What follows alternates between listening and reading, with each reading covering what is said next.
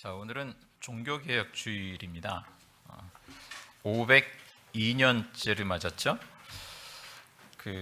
독일의 종교개혁자 루터가 1517년 10월 31일 날 독일 비텐베르크 대학 교회 정문에 95개 조항의 반박문을 붙이게 됩니다.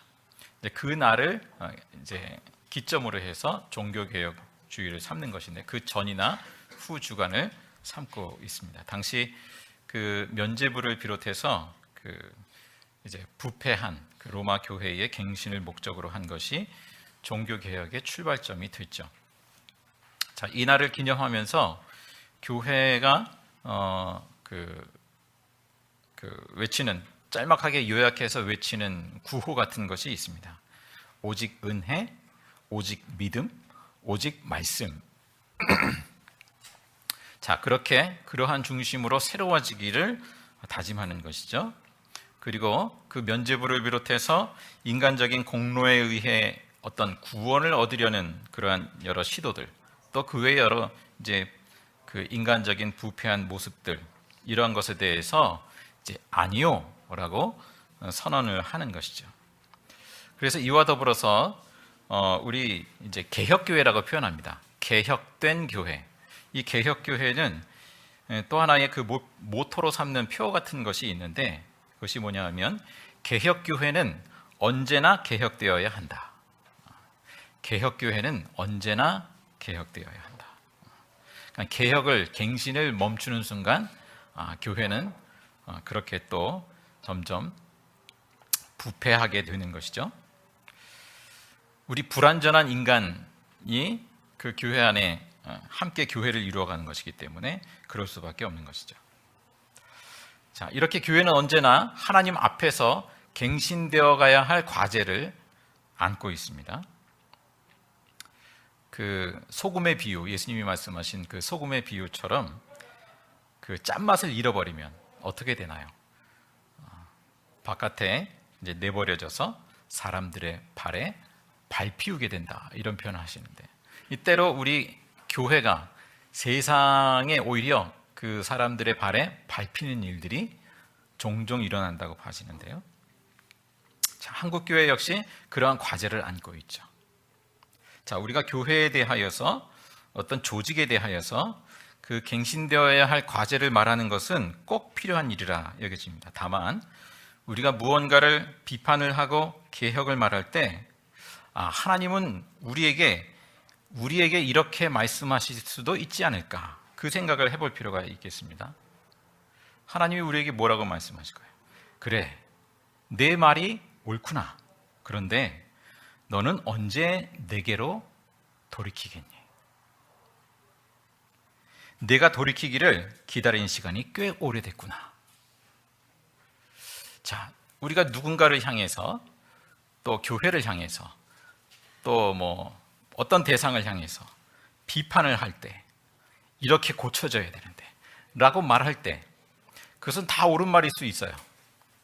그러나 하나님은 정작 우리에게 무엇을 말씀하실까? 그것을 귀 기울여 들어볼 필요가 있겠습니다. 자, 우리는 대체로 다른 사람의 잘못에 대해서는 예민하지만 하나님이 보시는 내 모습은 잘 인식하지 못하고 살아갈 때가 많다고 여겨집니다. 하나님은 우리가 개혁과 갱신을 추구하되 우리 자신으로부터 갱신되기를, 그렇게 갱신되어 가기를 하나님께서 원하신다. 자, 그러면 어디로부터, 무엇으로부터 개혁을 하고 갱신을 해야 할까? 오늘 본문의 말씀에서 사도 바울은 하나님께서 예수 그리스도 안에서 우리 안에 이루신 가장 근원적인 개혁과 갱신을 말하고 있어요. 그것이 무엇입니까? 하나님의 영, 그리스도의 영이라고도 표현되고요. 그 성령을 보내주셔서 성령을 따라 사는 사람으로 세우셨다라는 것이죠. 그리고 그렇게 계속해서 세워가신다라는 것이죠. 성령을 따라서 사는 사람, 육신을 따라서 사는 사람이 아니라 성령을 따라서 사는 사람, 이것이 가장 근원적인 개혁과 갱신의 지점이라 하겠습니다. 8절 9절 말씀을 다시 보시면 이렇게 말씀하고 있죠. 육신에 매인 사람은 하나님을 기쁘게 해드릴 수 없습니다. 그러나 하나님의 영이 여러분 안에 살아계시면 여러분은 육신 안에 있지 않고 성령 안에 있습니다. 누구든지 그리스도의 영이 없으면 그리스도의 사람이 아닙니다. 자, 하나님은 우리로 하여금 개혁과 갱신의 주체를 바꾸시죠. 하나님은 우리 인간이 자신의 능력으로 주도하는 어떤 인간적인 개혁과 갱신을 의도하지 않으셨어요. 하나님 앞에서 우리 인간이 먼저 할 일은 그 개혁과 갱신의 주도권을 성령님께 드리는 것이죠. 성령의 자원과 능력을 구하고 의지하는 것이죠. 자, 부활하신 예수님이 제자들에게 이런 말씀을 하시죠. 성령을 받기까지 기다려라. 자, 3년간 예수님의 제자 훈련을 받았어요. 그리고 십자가에 죽으시고 부활하신 예수님을 만났어요. 그러면 족한 것 아닙니까? 이제 가서 너가 힘써 주의 일을 해라. 이렇게 말씀하시면 되는 것 아닙니까? 그런데 기다려라. 성령을 받기까지 기다려라. 그렇게 말씀하십니다. 그리고 오순절 성령 강림하는 그 사건이 일어나게 되죠. 그제서야 비로소 성령께서 하시는 일을 제자들이, 사도들이 감당하게 되죠. 자, 사역의 주체는 성령님이지 제자들이 아니었습니다. 그 제자들, 사도들의 그 사역을 보여주는 사도행전, 그 사도행전은 사도행전이기 이전에 성령행전이었습니다. 자, 하나님은 우리가 먼저 성령을 구하도록 하시죠. 성령님, 교회를 다스려 주십시오. 성령님, 나를 다스려 주십시오. 나를 새롭게 해 주십시오. 언제나 나를 성령님 앞에 갱신의 대상으로 둡니다. 전에는 육신을 따라 살았다면 이제는 성령을 따라 살아갑니다. 14절 말씀에 보면 하나님의 영으로 인도함을 받는 사람은 누구나 다 하나님의 자녀입니다 했죠. 자, 하나님의 자녀의 본질적인 특성은 하나님의 영의 인도함을 받는 데 있구나. 우리가 영성을 말할 때, 기독교 영성을 말할 때 성령 없는 영성을 말할 수가 없어요. 하나님과 관계없는 어떤 영성의 고향을 말할 수가 없어요. 그죠? 성령이 빠지면 나는 아무것도 아니에요. 껍데기예요. 그러니까 인간적인 어떤 노력에 의해서 내가 영적인 고향을 이룰 수 있는 것이 전혀 아니죠. 우리가 기독교 영성을 말할 때 내가 어떤 경지에 이른다, 그런 건 있을 수가 없어요. 예수님 빼버리면 아무것도 아니에요. 예수의 영을 빼버리면 우리는 아무것도 아니에요. 자, 그러면 이 성령을 따라 산다는 것이 무엇일까? 우리가 읽은 말씀 곧 바로 앞절에 보면 4절에 이런 내용이 있습니다. 4절에 보시면 그것은 육신을 따라 살지 않고 성령을 따라 사는 우리가 율법이 요구하는 바를 이루게 하시려는 것입니다.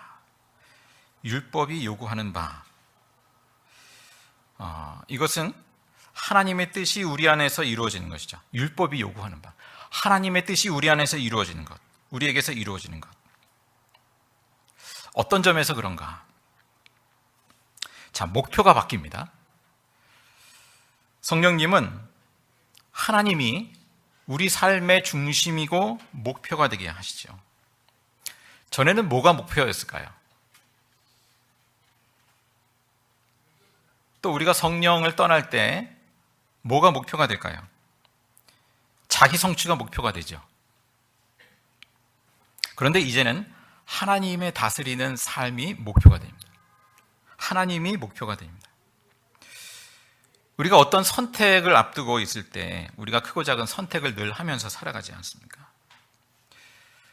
이제는 성령께서 인도하시는 길이 무엇일까? 성령께서 인도하시는 그 목표가 무엇일까? 그것을 생각하고 그것을 구합니다. 우리가 그러할 때 성령을 따라 사는 사람인가 보구나, 누군가에 대해서 그렇게 헤아려 볼 수 있겠죠. 아니면 여전히 내가 좋아하는 것, 내가 원하는 것, 단지 그것을 선택할 뿐이라면 그러면 아직 육신을 따라 사는 삶이구나, 이렇게 해볼 수 있을 것입니다. 물론 내가 좋아하는 것이 늘 잘못됐다 이런 이야기를 하는 것이 아니죠. 내가 좋아하는 게 있어요. 그런데 내가 원하는 것이 있어요. 그런데 주님, 이것이 주님의 뜻이라면, 성령께서 인도하시는 길이라면 제가 하기를 원합니다. 그래서 주님의 뜻이 나의 뜻과 하나가 될 때 그 뜻을 따르는 것이죠. 추구하는 거죠. 근데 나는 원하는데 성령께서 이 길을 원치 않으신다면, 어떤 사인을 주시지 않는다면, 그러면 제가 기다린다든지, 최소한 기다린다든지, 아니면 다른 길을 찾는다든지, 그렇게 성령의 인도하심을 구하는 것.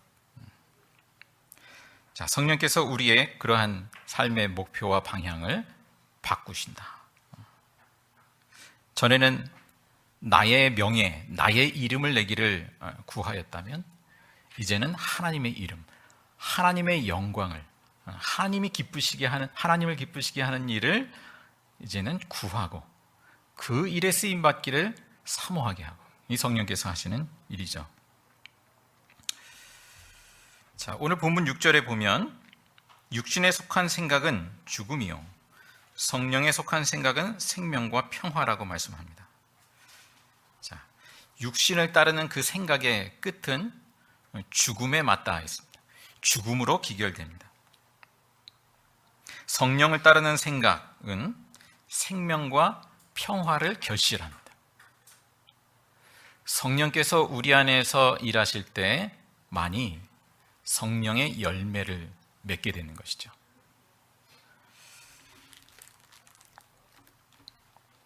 자, 이어지는 7절 말씀에 보시면, 육신에 속한 생각은 하나님께 품는 적대감입니다. 그것은 하나님의 법을 따르지 않으며 또 복종할 수도 없습니다. 자, 단적으로 사도 바울의 자신의 경우를 이제 들 수 있을 겁니다. 사도 바울이 얼마나 하나님을 위해서 일한다고 했습니까? 그런데 결과적으로 예수 믿는 사람들을 적대시하면서 결국에는 이제 하나님을 적대시한 거죠. 자신이 하나님을 위한다고 했는데 역설적으로 하나님을 적대시했어요.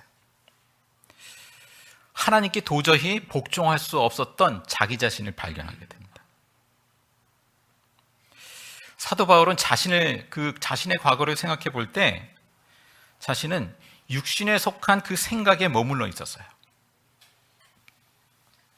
그는 육신의 자원과 능력에 해당되는 그 모든 것들을 이제는 또 배설물로 여긴다라고 표현도 합니다. 그의 혈통, 이력, 지식, 경력, 학력, 그 모든 것들을 예전 같으면 자랑스러운 것이고, 그것을 통해서 하나님을 위해서 일할 수 있는 것들인데, 그것을 해롭다고 말하고요, 오물로 여긴다라고 여깁니다.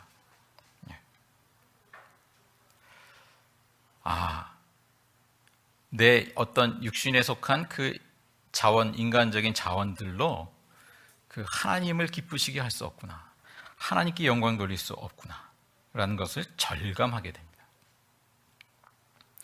물론 그렇다고 해서 이게 다 쓸모없다라는 의미는 아니죠. 하나님은 결국 사도 바울에게 있는 어떤 지식과 자원들을 사용하셨어요. 그런데 중요한 것은 그것이 주가 아니고 성령께서 사도 바울을 들어서 사용하실 때 그 모든 것들이 쓰임새가 되는 거죠.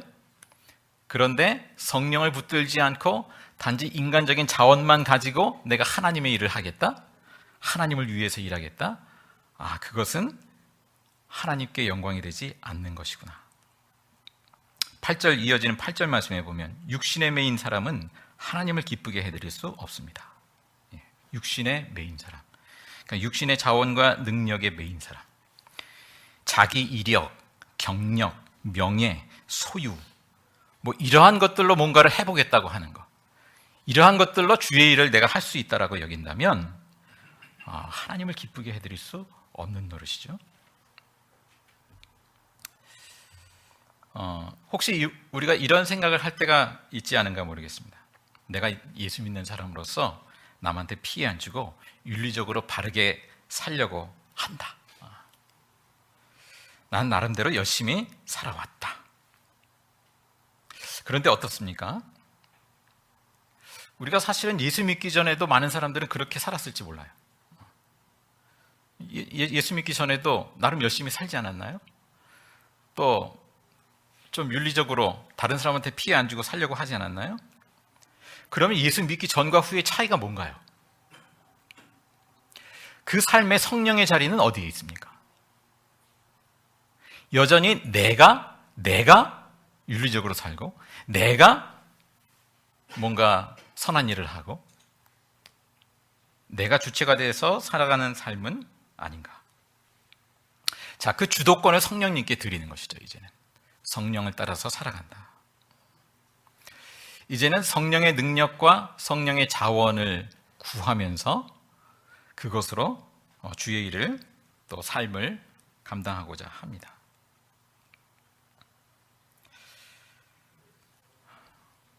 자, 예수님이 제자들에게 성령을 기다리라 이렇게 말씀하셨다면 우리 역시 뭐 어떤 훈련을 받았을지라도 또 부활하신 예수님을 만나는 체험과 같은 어떤 놀라운 체험을 했다 할지라도 그 성령의 인도하심과 성령의 능력과 그 자원을 구하고 따르는 그 지속적인 과정, 그 과정은 결코 다른 것으로 다른 어떠한 체험으로도 대신할 수 없는 것이죠.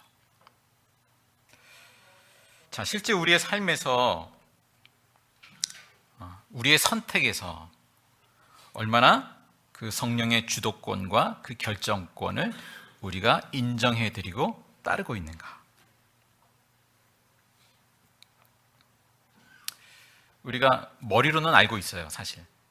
십수년 신앙생활 했으면 머리로는 알고 있어요.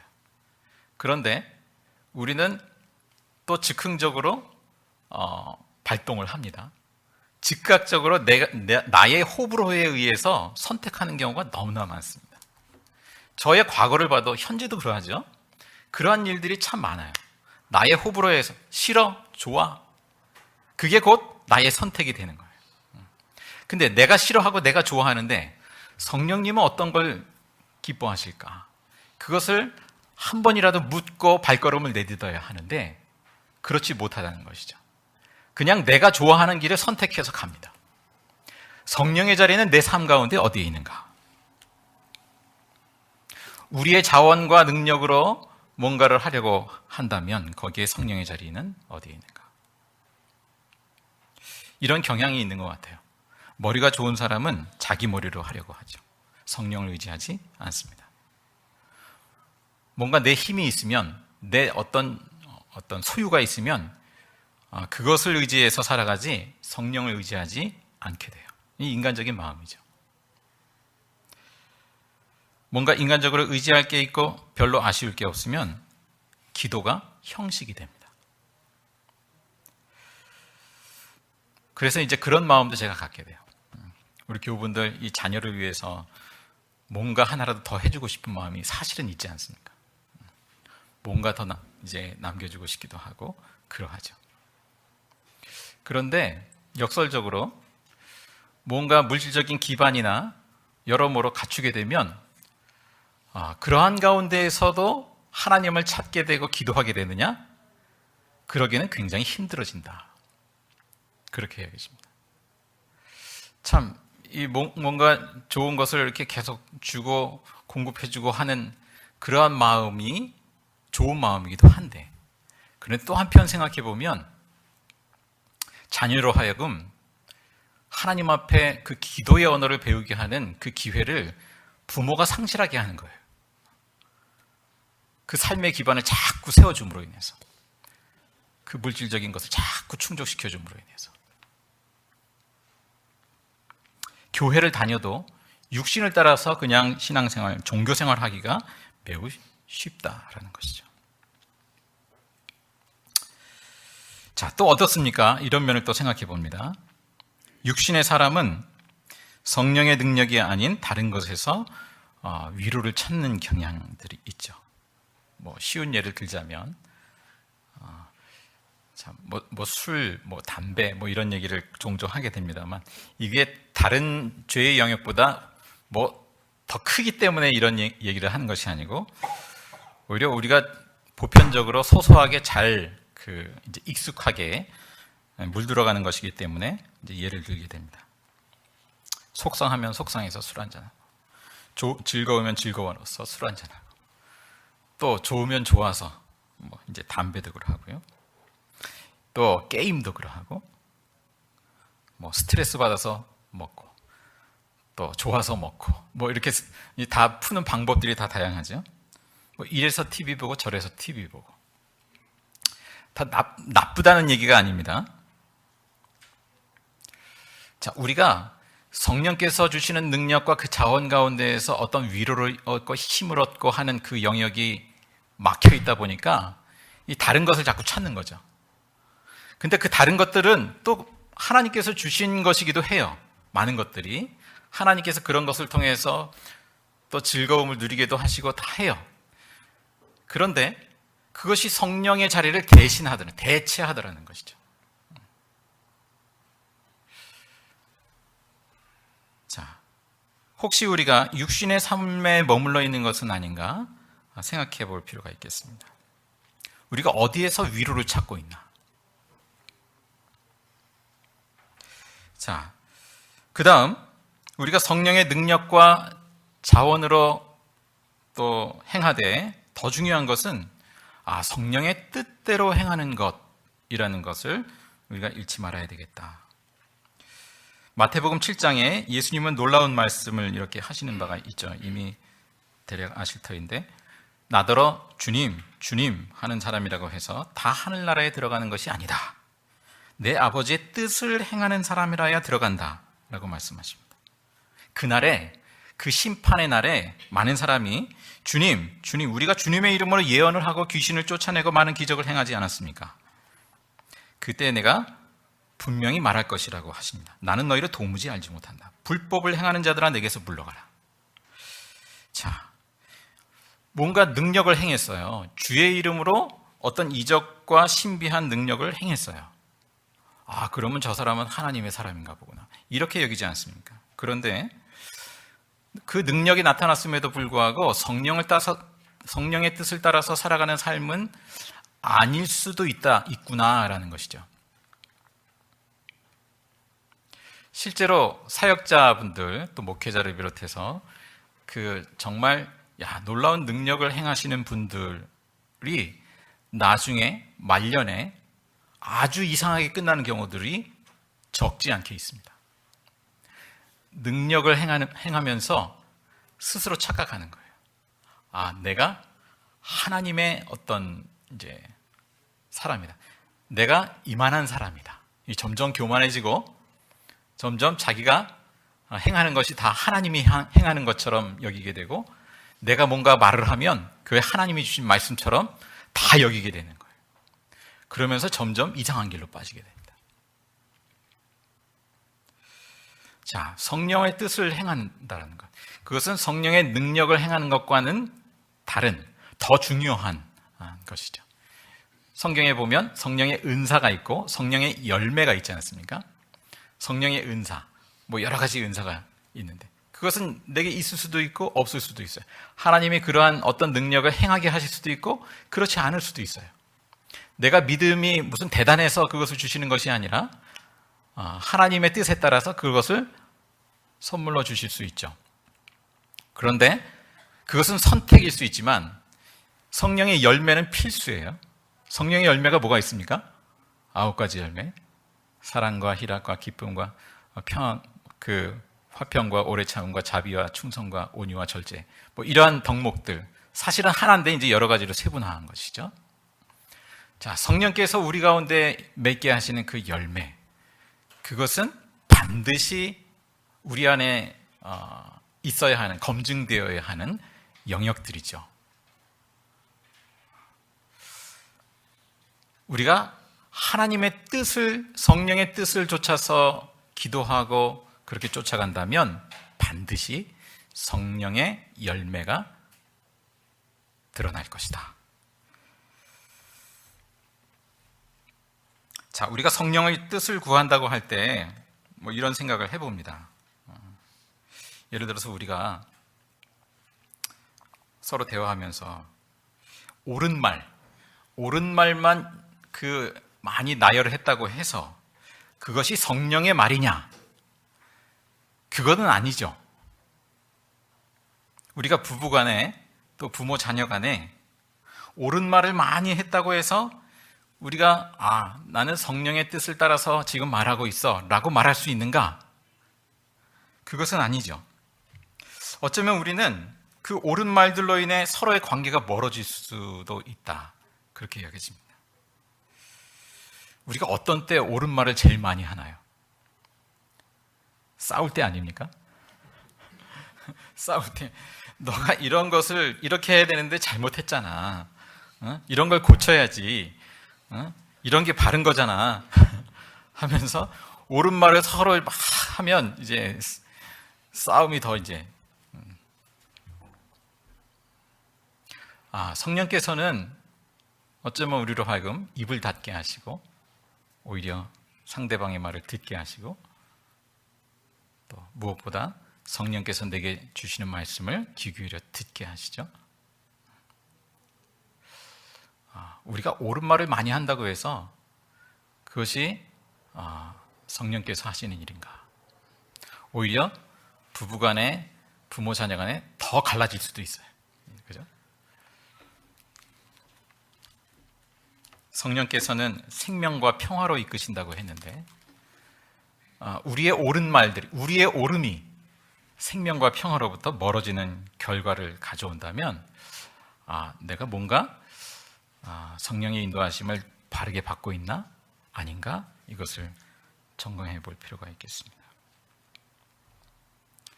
자, 성령님만이 우리의 삶에 참된 개혁과 갱신의 열매를 맺게 하신다.